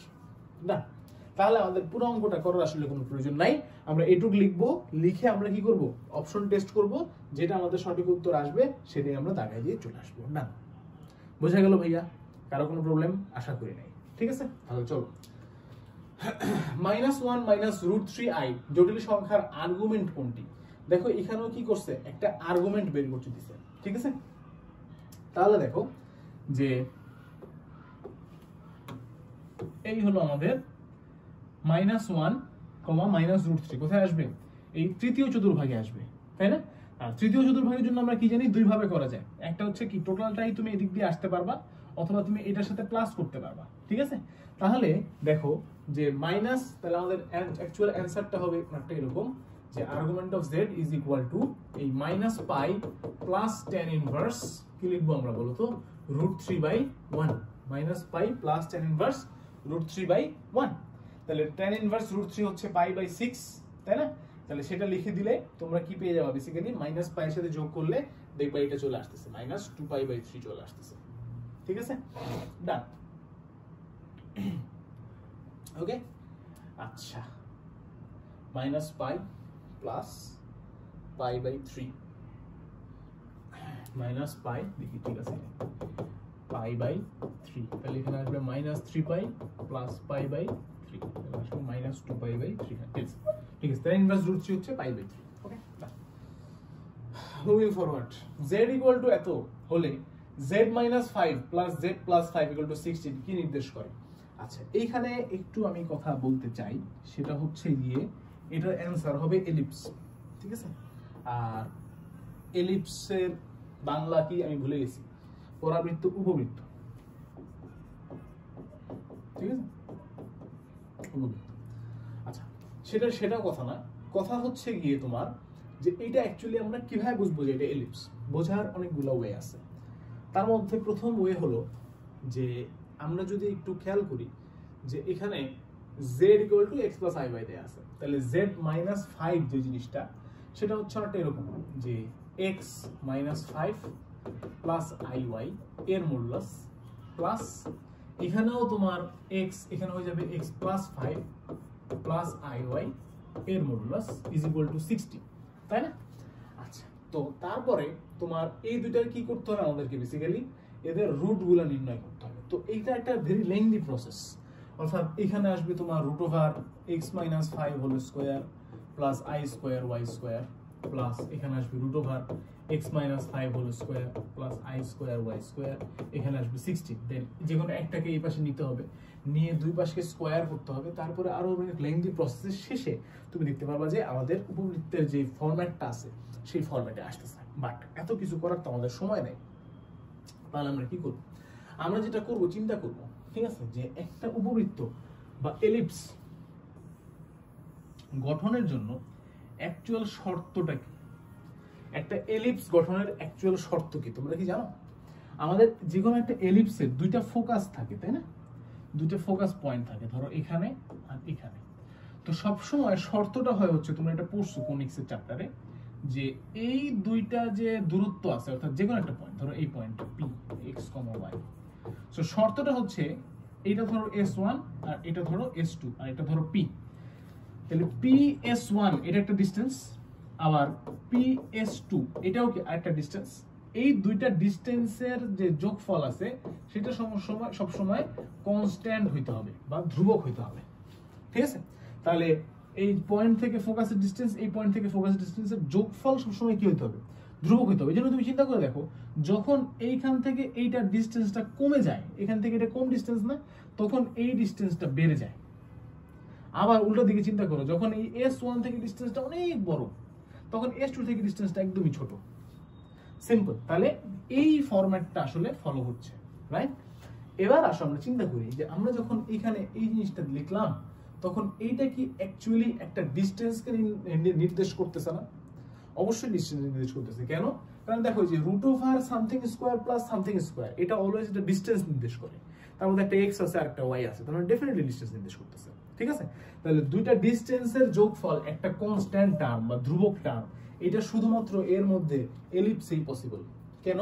কারণ সার্কেলের ক্ষেত্রে আমরা জানি যে সিম্পলি কি হয়, x square plus y square something equal to এটা হয়, ঠিক আছে? অথবা কি, মানে এখানে x minus something whole square plus y minus something whole square হয়, তাই তো? কিন্তু এখানে কি এক্স মাইনাস সামথিং হোল স্কোয়ারের সাথে আরো একটা টার্ম আছে, তার মানে সিম্পলি দুইটা টার্ম যোগ করে একটা কনস্ট্যান্ট করার চেষ্টা করা হচ্ছে, তাই না? প্যারাবোলার ক্ষেত্রে তো একদমই simple, y square equal to 4xy format হয়। তার মানে তোমার একটার মধ্যে স্কোয়ার থাকে আর একটার মধ্যে থাকে না, এখানে দুইটার মধ্যেই স্কোয়ার আছে, সুতরাং প্যারাবোলাও হবে না, সার্কেলও হবে না। হাইপারবোলার ক্ষেত্রে কি হয়, হাইপারবোলার ক্ষেত্রে প্রথম শর্ত এখানে নেগেটিভ থাকতে হতো, হ্যাঁ? হাইপারবোলার ক্ষেত্রে নেগেটিভ থাকতে হতো, এখানে যেহেতু পজিটিভ আছে তাহলে হাইপারবোলা হবে না, তাহলে অ্যান্সার কি হবে? অবশ্যই উপবৃত্ত হবে। কিন্তু তুমি যদি অ্যাকচুয়ালি প্রমাণ করতে চাও, তাহলে পুরোটাকে তোমার লিখে লিখে এটাকে এলিপসের ফরম্যাটে নিয়ে প্রমাণ করতে হবে, যেটার টাইম আমাদের হাতে নাই। মনে থাকবে? আশা করি মনে থাকবে। Moving forward, z equal to এত হলে z প্লাস z বারের মান কত? তাহলে z বার জিনিসটা কি? z বার দিয়ে হচ্ছে বোঝাই ভাইয়া কনজুগেট। কনজুগেট মানে কি? যে z যদি a প্লাস ib হয়, তাহলে z বার মানে হবে হচ্ছে ভাইয়া a মাইনাস ib, ঠিক আছে? অলওয়েজ। তাহলে এই দুইটার যোগফল কত হবে চিন্তা করো। যে কোনো সময় তুমি যদি z প্লাস z বার যোগ করো, তাহলে এই যে z plus z bar is equal two twice a হবে না? অর্থাৎ 2 ইনটু রিয়েল নাম্বার হবে। কোনো সন্দেহ আছে? নাই। তাহলে এখানে আমাদের রিয়েল নাম্বার কি 8, তার মানে z প্লাস z বারের ভ্যালু হবে 2 ইনটু 8, তার মানে 16। অ্যানসার কত ভাইয়া? 16। এখানে ভুল আছে, এখানে ভুলে দিয়ে দেয়া আছে, অ্যানসার কত? 16, কোনো সন্দেহ নেই, ঠিক আছে? আর একটা জিনিস দেখাচ্ছি যখন, সেটা হচ্ছে যে ভাইয়া যদি আমরা z আর z বার গুণ করি, তাহলে আমরা কি পাবো বলতো? a plus ib into a minus ib, then a square minus ib whole square, then a square plus b square, তাই তো? এই যে i স্কয়ার মানে কি -1, মাইনাসে মাইনাসে plus a square plus b square. তার মানে z আর z বার যদি কখনো গুণফল জানতে চায়, সিম্পলি লিখবা real part square plus imaginary part square, ঠিক আছে? তাহলে z প্লাস z বারের শর্টকাট হচ্ছে 2 ইনটু রিয়েল, আর z ইনটু z বারের শর্টকাট হচ্ছে real square plus imaginary square, ঠিক আছে? ওকে, সামনে আগে শর্টকাট শিখে গেলাম দুইটা। 8 প্লাস 4 রুট 5 এর বর্গমূল কত হবে? বর্গমূলের জন্য সিস্টেম কি শিখেছি ভাইয়া? x square minus y square সমান সমান রিয়েল পার্ট কত? 8, এটা 4 রুট 5 i হবে, হ্যাঁ? আর xy সমান সমান কত? 2xy সমান সমান ইমাজিনারি পার্ট 4 রুট 5, তাহলে xy সমান সমান 2 রুট 5। এখন এইটা আর এইটা, এই দুটোকে ভেরিফাই করি আসো যে কোন অপশনের সাথে ম্যাচ করে। 3 মাইনাস 2i, তাহলে 3 স্কয়ার মাইনাস 2 স্কয়ার কত? 9 মাইনাস 4 5, মিলছে? মিলে নাই, বাদ, এটা বাদ। দ্বিতীয়টা রুট 10 রুট 2, তাহলে রুট 10 স্কয়ার হলো 10 মাইনাস রুট 2 স্কয়ার হলো 2, 10 মাইনাস 2 কত? 8, মিলছে? মিলছে। দ্বিতীয়টা ভেরিফাই করো, root 10 into root 2, root 10 into root 2 মানে কি? রুট ওভার 20, তার মানে কি ভাইয়া? 2 রুট 5, মিলছে? মিলছে। তাহলে অ্যানসার হলো বি, এটাই অ্যানসার, ঠিক আছে? না, এইভাবে আমরা ভেরিফাই করব, যেখানে মিলে যাবে ওটা তাকাই দিয়ে, বাকিগুলো ভেরিফাই করার কোনো দরকার নাই। একটু কনফিডেন্ট থাকবা নিজের উপর, ঠিক আছে? Confidence is the key. Next,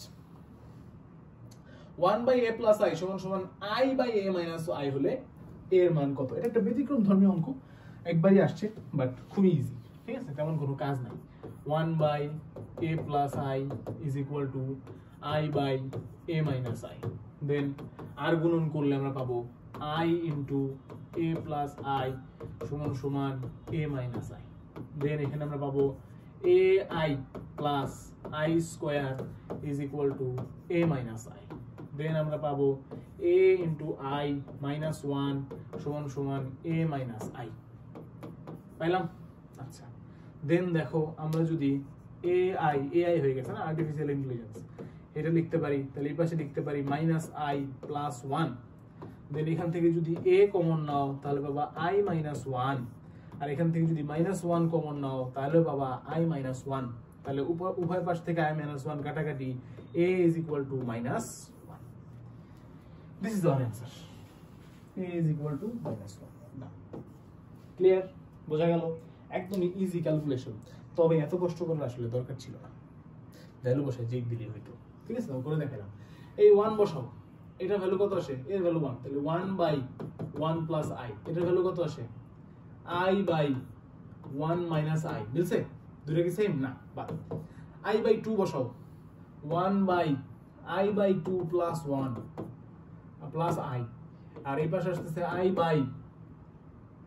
i/2 minus i, মিলছে, মিলে নাই, কাটা, মানে এটা কাটা, -1 বসাও, -1 বসাও, 1/-1 plus i, এটা হলো LHS লেফট হ্যান্ড সাইড, আর রাইট হ্যান্ড সাইডে কি আসতেছে দেখো i/a minus i, a মানে কি -1 minus i, এবার এইটাকে যদি উভয় সাইডকে যদি i দিয়ে গুণ করতাম তাহলে উপরে পাইতাম -1 আর নিচে পাইতাম -i minus 1, বুঝছে, হ্যাঁ, এই যে এগুলো বাদ দিয়ে দাও, তাহলে কি হবে 1/-1 -1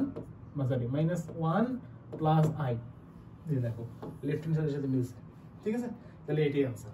তবে আমার সাজেশন হচ্ছে যখন দুই পাশেই i যুক্ত মানে কমপ্লেক্স নাম্বার থাকে তখন অপশন টেস্ট করো না, কারণ এই ক্যালকুলেশনটা যথেষ্ট জটিল, তোমার কাছে কি মনে হয় জানো, তুমি এইটুকু আর করবা না, তুমি এখানে এসে দেখবা ভিতর দিকে, দেখে মনে হবে না সেম না, বাদ, এটা মিলবে না, মিলবে না, একটা মিলবে না, চারটা অপশন টেস্ট করে যদি সময় নষ্ট হয় তাহলে তো বিপদ। তাহলে তোমাদেরকে বুঝতে হবে যে কখন আমরা শর্টকাট অ্যাপ্লাই করব আর কখন করব না। কখনো কিন্তু শর্টকাট একটা ধোঁকা হয়, ঠিক আছে।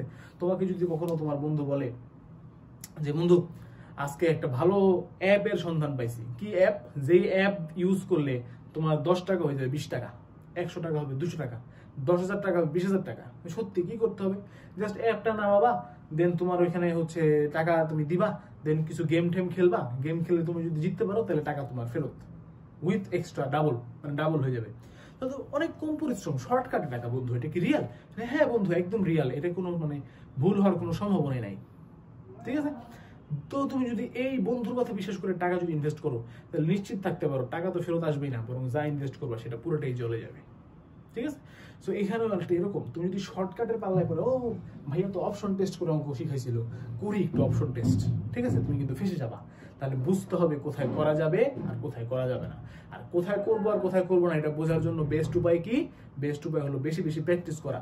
কারণ তুমি যে এই যে ধরো ঢাকা বিশ্ববিদ্যালয়ে 16-17 সালে এই অঙ্কটা দেখে গেলা, তোমার যদি এইবার কত হবে, এবার সালে তো ভুলে গেছি, 23-24 হবে, তোমার 24-25 হবা, 24-25, এই 24-25 সালে যদি আবার রিপিট হয় তাহলে তখন তুমি দেখে ফেলবা, বুঝে ফেলবা, এবং তখন তুমি অপশন টেস্ট না করে অঙ্কটা করবা, এটা করতে বেশিক্ষণ লাগবে না, বোঝা গেল।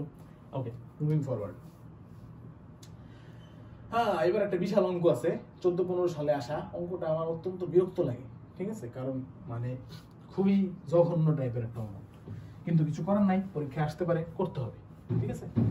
আচ্ছা, তাহলে i মাইনাস 1/i লিখতে পারি না আমরা, আর এখানে হচ্ছে i প্লাস 2/i লিখতে পারি, তাই তো। আচ্ছা, এই নিচেরটায় -2 থাকার কথা না, প্রশ্ন ভুল লিখছে মনে হয়, দেখি করে দেখি, না মিললে প্রশ্ন ভুল আছে, ঠিক আছে, আগে বলে দিলাম, এবার বললো না যে ভাইয়া পারে না লিখা বলছে। তাহলে নিচে আসবে i, উপরে আসবে i স্কোয়ার মাইনাস 1, এইখানে নিচে আসবে i, উপরে আসবে i স্কোয়ার প্লাস 2, ঠিক আছে, আসলো। এবারে এই i কাটা, আর এটা হলো -1, তাহলে -1 কত ভাইয়া, -2, আর এখানেও কি -1, তাহলে -1 প্লাস 2, -2, আর নিচে থাকলো 2 - 1 1, তাহলে অ্যান্সার হলো -2। অ্যান্সার কি -2। নতি এবং মান বের করতে বলছে, তাহলে শুধু যদি -2 থাকে তাহলে মান কত? -2। আর যদি তোমাকে জিজ্ঞেস করে যে এটার ইয়ে কি, নতি কি, তাহলে তুমি চিন্তা করে দেখো যে -2 কোথায় অবস্থান করতেছে ভাইয়া? এখানে অবস্থান করতেছে, তাহলে এইটার ডিসটেন্স কত? প্লাস পাই, মানে শুধু পাই, তাহলে মিলছে না, এমনি স্কয়ার নাই, ঠিক আছে। -2, পাই, ডি ইজ দ্য অ্যান্সার, ঠিক আছে। তবে একটা জিনিস এখানে একটু বোঝা যেত, সেটা হচ্ছে যে কোনোদিন কোনো জটিল সংখ্যার ভ্যালু যদি 0 না হয়, 0 না হইলে তার মান তো 0 হবে না, হবে? কোনো সম্ভাবনা আছে? আবার 0 হইলেই কি তার আর্গুমেন্টও 0 হবে, এছাড়া কি 0 হওয়ার সম্ভাবনা আছে? নাই। সুতরাং এইটার ভ্যালু 0 হওয়ার আসলে কোনো সম্ভাবনা নাই, তুমি তাকে দেখলেই বুঝতে পারবা, বাট অ্যাকচুয়ালি বুঝতে পারবা না। পরীক্ষার হলে তোমার মাথায় অনেক কনফিউশন থাকবে, তুমি তখন কোনোদিনই চিন্তা করতে পারবা না যেটা মান 0 হবে কি হবে না, হবে কি হবে না, তুমি কনফিউজ হয়ে যাবে। বাট তাও আমি বলি যে এটার মান কখনো 0 হওয়া আসলে পসিবল না, দেখেই বোঝা যায়। তাহলে এটা বাদ। আর বাকিগুলোর মধ্যে দেখো ওরা একটু দুষ্টুমি করছে, ওরা আই ঢুকাই দিছে, বের করতে বলছে মান। কোন সংখ্যার মানে কোন জটিল সংখ্যার পরম মানের ভেতরে কি আই থাকতে পারে? পরম মান বের করা মানেই তো আই বাদ দিয়ে হিসাব করতে হয়, root over real plus imaginary square. তাহলে তো আই চলে যাচ্ছে, তাহলে থাকতে পারে? থাকতে পারে না, তাহলে বাদ। এটা থাকতে পারে? পারে না। তাহলে একটাই আছে এখানে হওয়ার মতো, যুক্তিসঙ্গত, বুঝছো? তাহলে ওইটাই অ্যান্সার হইতো। বাট তোমার মাথায় অ্যাকচুয়ালি পরীক্ষার অনেক প্রেশার থাকবে, সুতরাং করে ফেলাটাই বেটার। নাইস। আই স্কয়ার -1 হলে I to the power -1 minus I by I plus 2I minus 1, এটা বের করতে বলছো। দেখো আগেরটার মতোই, হ্যাঁ। তাহলে এখানে লিখতে পারি আমরা 1 by I minus I divided by I plus 2 by I লিখলাম। এবার উপরে থাকবে, নিচে থাকবে I, উপরে 1 minus I স্কয়ার, এখানেও থাকবে I, উপরে থাকবে I স্কয়ার প্লাস 2। I কাটাকাটি, এখানে থাকবে 1 মাইনাস মাইনাস 1, মানে 1 প্লাস 1, আর নিচে থাকবে হচ্ছে -1 প্লাস 2। তাহলে উপরে থাকলো 2, নিচে থাকলো 1, অ্যান্সার কত? 2। অ্যান্সার কত ভাইয়া? 2। তাহলে এইটা হচ্ছে কি আমাদের অ্যান্সার, ঠিক আছে। আগেরটা আর এটা কিন্তু প্রায় সেম টাইপেরই ম্যাথ, ঠিক আছে। ঠান্ডা মাথায় করবা, 1 মিনিটের 30 সেকেন্ডের কাজ, ঠিক আছে, 30 সেকেন্ডের কাজ। I to the power 4n plus 3 এর মান কত? তাহলে এটা একটু ভাবনা চিন্তার বিষয় আছে এখানে। I to the power 4n plus 3, এটাকে আমরা লিখতে পারবো হচ্ছে I to the power 4n into I3। তাহলে এবার একটু চিন্তা করো যে এটা হলো একটা 4 এর গুণিতক, তাই না? 4 into something। তাহলে I স্কয়ার এর ভ্যালু কত ভাইয়া? -1। আর I4 এর ভ্যালু কত? +1। তাহলে I8 এর ভ্যালু কত হবে বলতো? 1 কে স্কয়ার করলে তো 1ই থাকবে। I16 এর ভ্যালু কত হবে? এটা যদি স্কয়ার করো, যাই করো না করো, 1ই থাকবে। তাহলে 4 এর যত গুণিতক আছে পাওয়ারে, I to the power যদি 4 এর গুণিতক থাকে, তার ভ্যালু অ্যাকচুয়ালি কত হয়? 1 হয়। তাহলে এইটুকু জায়গা লিখলাম 1। এবার আসি I কিউব। I কিউব কে আমরা আবার কি লিখতে পারি? I স্কয়ার ইনটু I, আর I স্কয়ার কে লিখতে পারি -1, তাহলে এটা হলো -I। তাহলে I কিউবের ভ্যালু হচ্ছে বেসিক্যালি -I, তার মানে এটার ভ্যালু হচ্ছে কি? -I। জিজ্ঞেস করছে এটার মান কত? মান হচ্ছে -I। এখানে একটা জিনিস খুবই সাবধানে খেয়াল রাখবা, মান চাইছে নাকি পরম মান চাইছে। যদি এখানে পরম মান চাইতো, অ্যান্সার হইতো কিন্তু 1। পরম মান চাইলে অ্যান্সার হইতো 1, শুধু মান চাইলে অ্যান্সার হবে -1। খুব সাবধান, খুব সাবধান। আর যদি দেখো যে মান চাইছে এবং নতি চাইছে, তখন বুঝে নিবা এটা পরম মান এবং নতি, ঠিক আছে। যেমন এইখানে কোনটা জানি চাইলে এরকম, তখন চিন্তা করছো এই যে মান এবং নতি, ঠিক আছে। এই মান মানে কিন্তু আবার ভ্যালু না, এই মান মানে কিন্তু পরম মান, ঠিক আছে। সুতরাং এগুলো একটু সাবধান, ওকে। নাইস। I এর মান কাল্পনিক হলে I to the power 500 কত? এই তোমরা আগে বলো যে 500 কি 4 দ্বারা ডিভিজিবল নাকি না? অবশ্যই ডিভিজিবল, ইয়েস। তাহলে 4 দ্বারা যদি ডিভিজিবল হয়ে থাকে, তাহলে I to the power 4 এর গুণিতক, I to the power 4 এর গুণিতক মানেই কি? শুধুমাত্র 1 হচ্ছে কি আমাদের অ্যানসার, ঠিক আছে। আচ্ছা, এইবার বর্গ বের করতে বলছে। কার বর্গ? হাফ -1 + √3 এর বর্গ বের করতে বলছে। তাহলে √3 আর √3, তাহলে এখানে কি আছে √3i আছে, তাই না? তাহলে এটাকে আমাদের কি করতে হবে, বর্গ করতে হবে। তাহলে আসো করি। এগুলোর একটা শর্টকাট আছে, হ্যাঁ, শর্টকাটটা হচ্ছে আমি একটু পরে বলি, ঠিক আছে? আই অঙ্কটা করি। তাহলে হাফ -1 প্লাস √3i, এই তো। একে কি করব, স্কোয়ার করবো। ভাইয়া করো স্কোয়ার। এখানে আসবে কি 1/4, ভেতরে কি আসবে বলো, -1 কে স্কোয়ার করলে হয়ে যাবে 1, √3i কে স্কোয়ার করলে হবে √3 × i স্কোয়ার, i স্কোয়ার মানে -1, তাহলে হবে -√3। আর কি আছে, এই দুইটার গুণ × 2 মানে কি -2 × √3i, ঠিক আছে? আচ্ছা ডান, এই তো।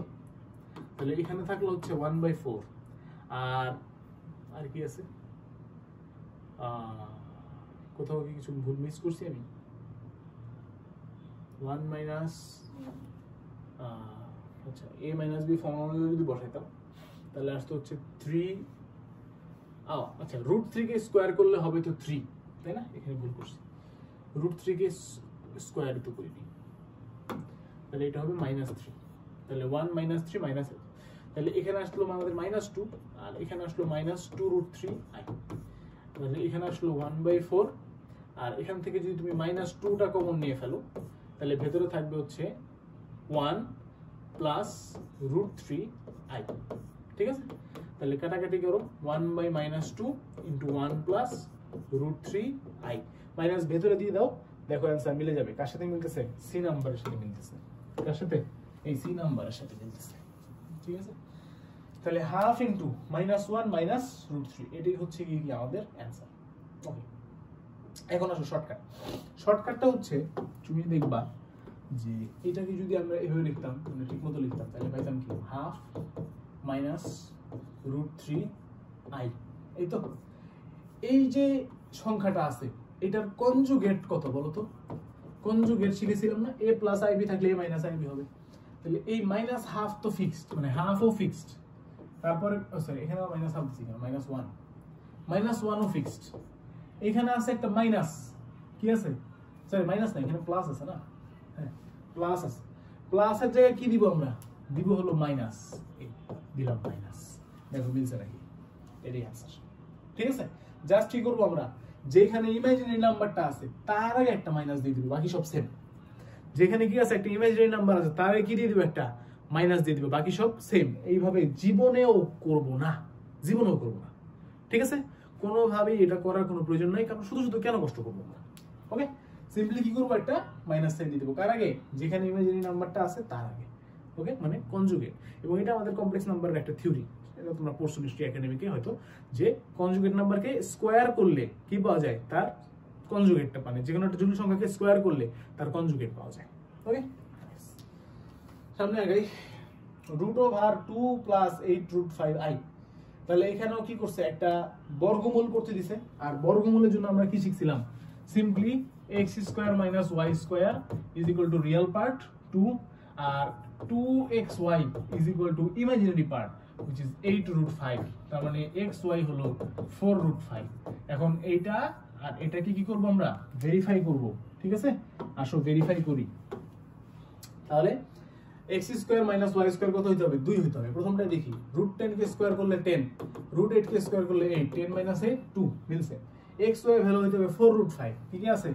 √10 আর √10 আর √8 এদেরকে যদি আমি গুণ করি তাহলে কত পাবো, √80, √80 কে কি লেখা যায়, √16 × 5, √16 মানে কি 4, √5 মানে কি √5, 4√5 মিলে গেছে। তার মানে প্রথমটাই হচ্ছে কি আমাদের অ্যান্সার, আমাদের ভাগ্য ভালো, প্রথমটাতেই মিলে গেছে। এইটা মিলছে, বাকি কোনোটাই আসলে মিলবে না, এটা তোমরা নিশ্চিত থাকতে পারো, ঠিক আছে?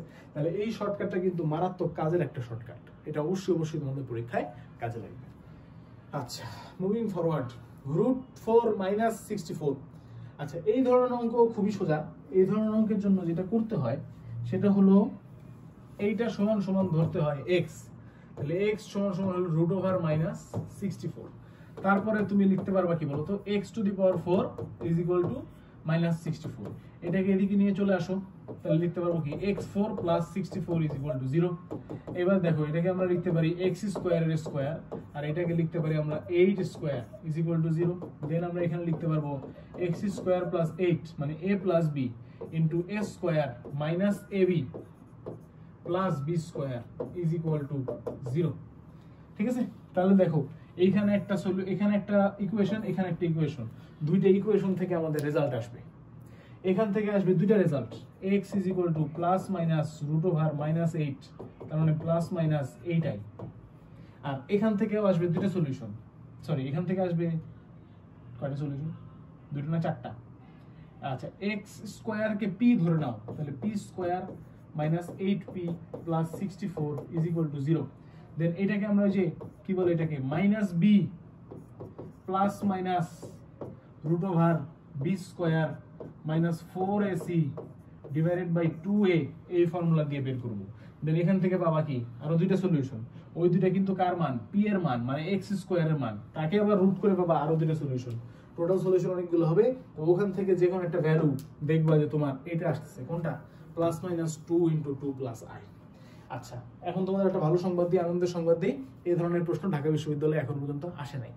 সুতরাং এবারও আসার সম্ভাবনা কম, বাট এসে যদি পড়ে সেজন্য স্লাইডে রাখছি, কারণ যদি এসে পড়ে তাহলে তো পারতে হবে। ঠিক আছে, অঙ্কটা বেশ বড় হবে, আগে থেকে বুঝে নিবা, স্কিপ করার চেষ্টা করবা। মুভিং ফরওয়ার্ড, আর তোমাদের হাতে ক্যালকুলেটর কিন্তু নাই, সেম ম্যাথ, হ্যাঁ জাস্ট -81 দিছে, একই নিয়মে করতে হবে। এবার চলে আসি টাইপ 3 এবং আমাদের সর্বশেষ টাইপ আমাদের এই জটিল সংখ্যা চ্যাপ্টারের, যেটা হচ্ছে এককের ঘনমূল নির্ণয়। ঠিক আছে, সরি, এককের ঘনমূল নির্ণয়ের কনসেপ্টটা কোথা থেকে আসছে এটাই তোমরা অনেকে জানো না, সেটা হচ্ছে এখান থেকে আসছে যে x কিউব সমান সমান কত ভাইয়া 1 না, তাহলে x সমান সমান কত 1, কিন্তু এখানে কি আছে 3 আছে, তাহলে এইখানে যদি 3 থাকে তাহলে x এর ভ্যালু 3টা হওয়ার কথা ছিল না আলাদা আলাদা, এবং 3টা ভ্যালু আসার কথা ছিল না আমাদের, 3টা ভ্যালু তাহলে কেন আসলো না, আসা তো উচিত, কেন আসে নাই, আসে নাই কারণ আসে নাই, ইচ্ছা হয়েছে তাই আসে নাই, এরকম একটা ব্যাপার আর কি। তো এইটা বেসিক্যালি তোমার এইটা এরকম ভাবে লেখা হয় যে যেহেতু x কিউব সমান 1, তাহলে x কিউব মাইনাস 1 হলো 0, তাহলে x minus 1 into x square plus x plus 1 is equal to 0। এখান থেকে আসছে একটা value which is x equal to 1, এবং এখান থেকে আসবে দুইটা ভ্যালু, যে দুইটা ভ্যালুই হবে ইমাজিনারি, বোঝা যাচ্ছে ইকুয়েশন দেখে। সেই দুইটা ভ্যালুর নাম আমরা দিছি, একটা নাম দিছি ওমেগা, একটার নাম দিছি ওমেগা স্কোয়ার। কেন? কারণ হচ্ছে গিয়ে যে এই ওমেগা আর ওমেগা স্কোয়ার এই দুজন হচ্ছে একে অপরের কনজুগেট থাকে, কি থাকে, কনজুগেট থাকে, তাই একজনকে স্কোয়ার করলে আরেকটা পাওয়া যায়। ওকে, তাহলে তোমরা একটু দেখো যে আমরা কি পাইলাম, ওমেগা পাইলাম, ওমেগা স্কোয়ার পাইলাম, তাহলে বলো তো ওমেগা কিউবের ভ্যালু কত?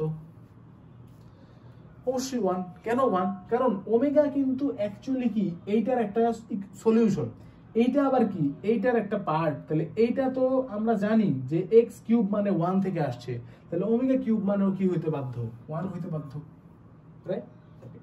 আরো একটা জিনিস দেখি যে সেটা হচ্ছে 1 প্লাস ওমেগা স্কোয়ার, এটার ভ্যালু হতে হবে হচ্ছে 0।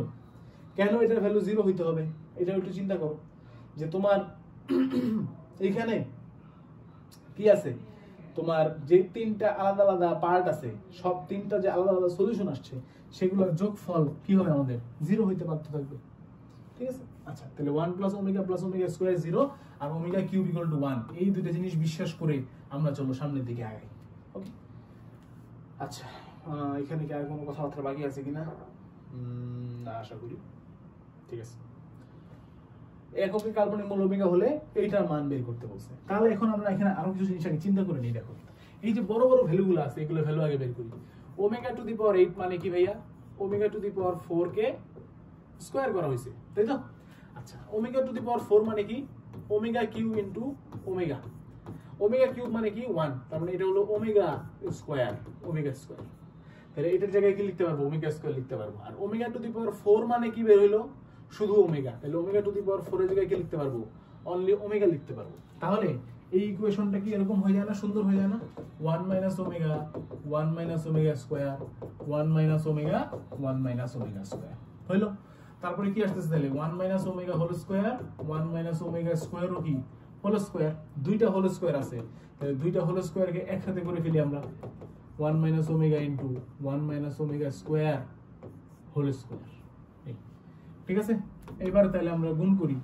1 মাইনাস কি আসতেছে ওমেগা স্কোয়ার, মাইনাস কি আছে ওমেগা, মাইনাসে মাইনাসে প্লাস হয়ে কি হবে ওমেগা কিউব, এই টোটালটা কি হবে স্কোয়ার হবে।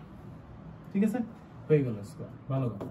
এখন এখানে আবার তাকাই আমরা, এই ওমেগা কিউব মানে কি ভাইয়া, ওমেগা কিউব মানে হলো 1, আর এখানে কি আছে অলরেডি আছে একটা 1, তাহলে 1 প্লাস 1 কত 2, তাহলে 2 মাইনাস ভেতরের পার্টটা যদি কমন নেই তাহলে এখানে আবার ওমেগা প্লাস ওমেগা স্কোয়ার, এরপরে এই টোটালটার উপরে আবার স্কোয়ার আছে।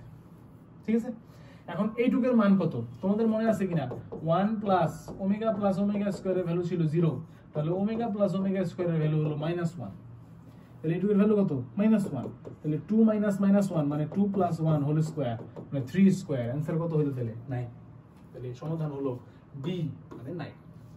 ঠিক আছে, অঙ্কটা একটু বড় আছে, বাট তোমরা কিন্তু পরীক্ষার হলে আর এইটুক তো আর তোমাদের চিন্তা করা লাগার কথা না, কারণ তোমার এখন মনে রাখতে হবে যে ওমেগা মানে ওমেগা 8 যে ওমেগা স্কোয়ার এটা বের করতে তোমার আর চিন্তা করলে হবে না, এটা দুপদাপ বের করতে হবে, আর ওমেগা 4 মানে যে ওমেগা এটাও দুপদাপ বের করতে হবে। ঠিক আছে, এইটুক পারলে বাকিটুক করতে আসলে খুব বেশি সময় লাগার কথা না। ওকে, তাও একটু লাগলে কিছু করার নেই, করতে হবে, ঠান্ডা মাথায় করতে হবে। এবারও একটা কি দিছে তোমাদের, একটা মান বের করতে দিছে।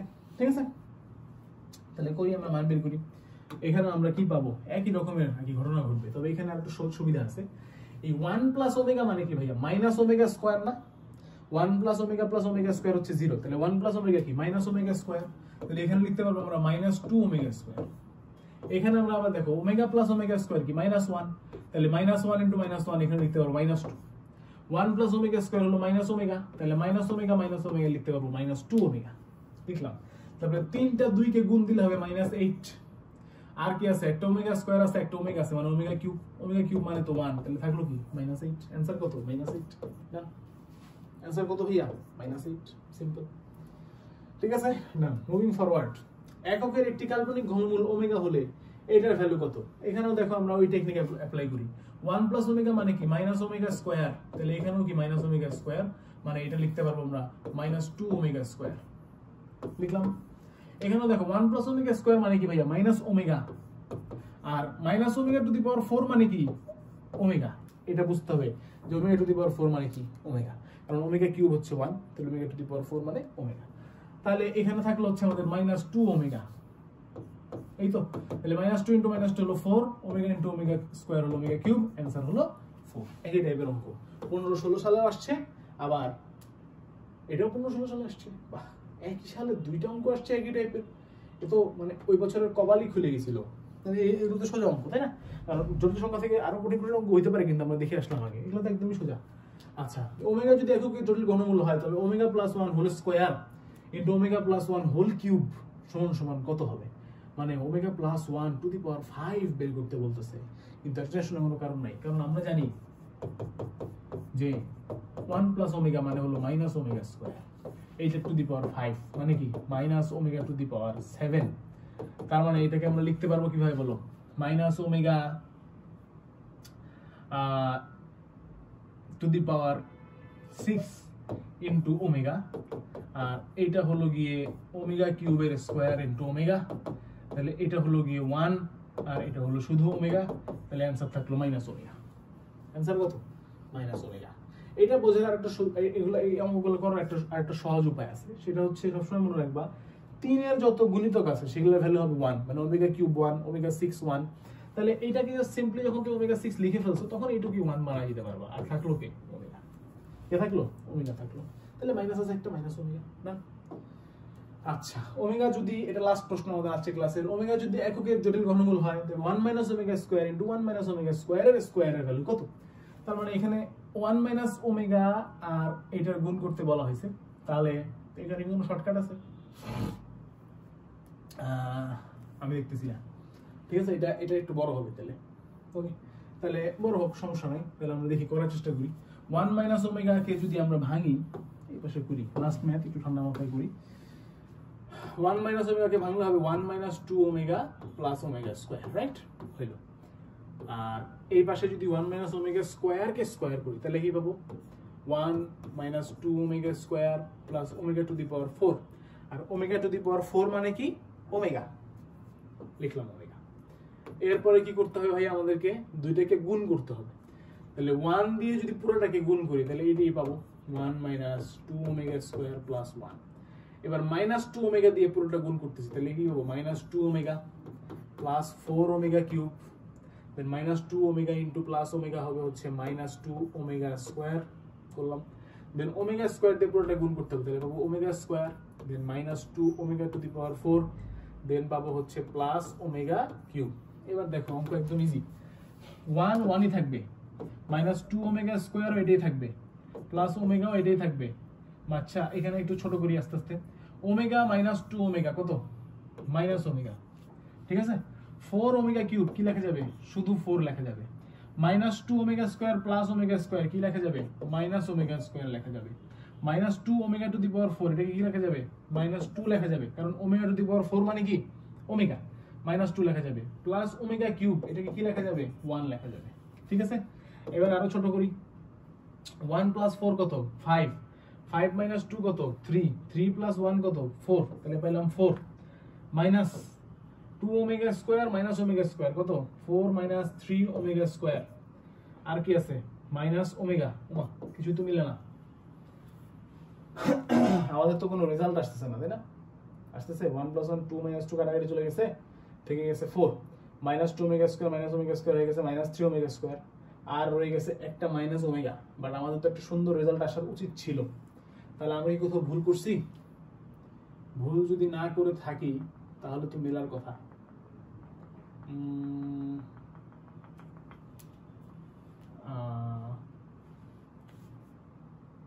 আচ্ছা আবার একটু চেক দিব, 1 এর সাথে পুরোটা গুণ করলাম, 1 minus 2 omega square plus omega, minus 2 ওমেগার সাথে পুরোটা গুণ দিলাম, minus 2 omega plus 4 omega cube, ঠিক আছে, মাইনাস 2 ওমেগা ইন্টু ওমেগা হলো মাইনাস 2 ওমেগা স্কোয়ার, এটাও ঠিক আছে। ওমেগা স্কোয়ারের সাথে ওমেগা স্কোয়ার থাকলো, minus 2 omega to the power 4, এবং ওমেগা স্কোয়ার ইন্টু ওমেগা হচ্ছে প্লাস ওমেগা কিউব, ঠিক আছে।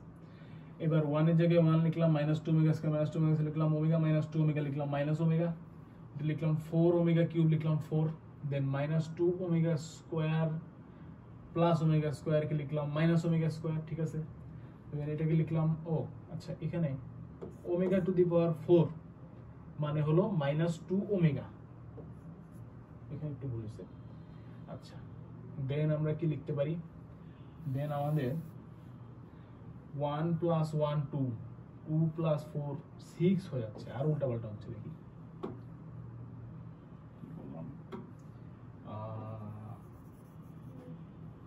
এখানে 1 minus 2 omega square minus omega,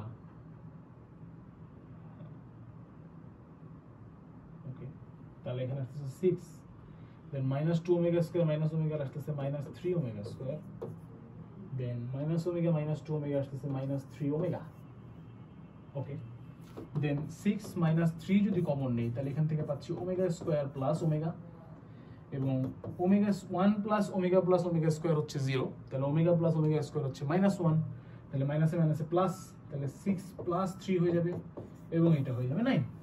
yes মিলছে, ঠিক আছে, মিলে গেছে, তাহলে অ্যান্সার হচ্ছে ডি। তাহলে আমি যেখানে ভুল করছিলাম দেখো, একটা ছোট্ট মিস্টেক করছিলাম, ছোট্ট মিস্টেক অনেক বড়, এখানে 2 লিখে ফেলছিলাম 2 ওমেগার জায়গায়, ঠিক আছে, এতে করে পুরোটা গড়বড় হয়ে গেছে। তোমরা আমার থেকে বুদ্ধিমান, আমার থেকে বেশি পারো ম্যাথ ইনশাল্লাহ, এবং তোমাদের ব্রেন এখনো ফাস্ট, তোমরা আশা করি এই ধরনের ভুল পরীক্ষার হলে কোনোভাবেই করবা না। এবং আবারও সেই বিখ্যাত ডায়ালগ দিতে পারি যে আমি আসলে ভুল করি নেই, আমি আসলে দেখছিলাম তোমাদের মনোযোগ আছে কিনা, ঠিক আছে। আচ্ছা সো হয়ে যায় মাঝে মধ্যে এরকম, আন্তরিকভাবে দুঃখিত, 2টা অঙ্ক করতে গিয়ে আমি ভুল করছি, 2টা অঙ্কের জন্য আন্তরিকভাবে দুঃখিত, বাট আশা করি তোমরা পরীক্ষার হলে এই ধরনের কোনো ভুল করবা না। সো আজকে ক্লাস এই পর্যন্ত থাকবে, তোমাদের জন্য অনেক অনেক শুভকামনা। ইনশাআল্লাহ তোমাদের ঢাকা বিশ্ববিদ্যালয় সহ অন্যান্য সকল বিশ্ববিদ্যালয়ের ক ইউনিটের পরীক্ষা অনেক অনেক ভালো হবে। সো আজকের মতো আমরা এখানেই শেষ করছি। All the best to all of you. ইনশাআল্লাহ খুব ভালো এক্সাম হবে, দেখা হবে বিজয়ে। আসসালামু আলাইকুম, আল্লাহ হাফেজ।